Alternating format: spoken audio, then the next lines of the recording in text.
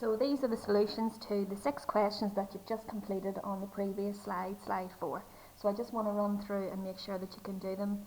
You can pause and rewind this video and watch it back if you like. Okay, so for the first question, 6p divided by 3p. Look at your numbers first. Biggest number I can divide 6 and 3 by is 3.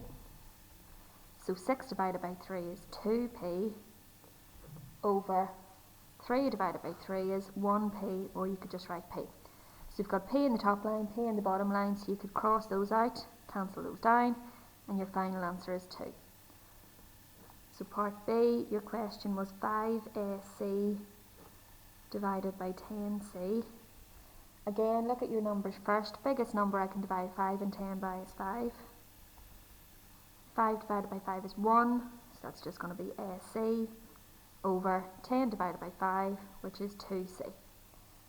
C at the top, C at the bottom, so we could cancel those out, and your final answer is A over 2. Part C, 8pq squared divided by 12pq. Biggest number I could divide 8 and 12 by is 4.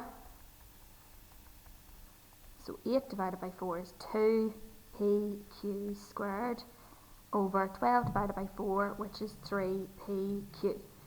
P in the top line, P in the bottom line, so you could cancel those out. Q squared in the top line and Q in the bottom line, so we could cancel out 1q. So get rid of the 1 on the bottom, take 1 off the top, so 2 then becomes 1. So on your top line you've got 2q, bottom line we've got 3.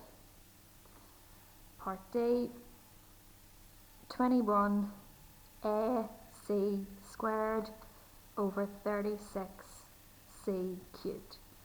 Biggest number I can divide 21 and 36 by is going to be 3. So 21 divided by 3 is 7ac squared over 36 divided by 3, which is 12c cubed. A at the top, no A at the bottom, so we can't cancel out an A. We've got c squared at the top and c cubed at the bottom, so we could cancel out our c squared. So get rid of the c squared in the top, take c squared off the bottom, so 3, take 2, that becomes 1. So on your top line you've got 7a over 12c. Next one, E, 4t squared over 10t cubed. Biggest number I can divide 4 and 10 by is 2. 4 divided by 2 is 2t squared. 10 divided by 2 is 5t cubed. T squared at the top, t cubed at the bottom, so you could get rid of your t squared. Take squared off the bottom, so 3 take 2, that becomes 1. So you've got 2 at the top and 5t at the bottom.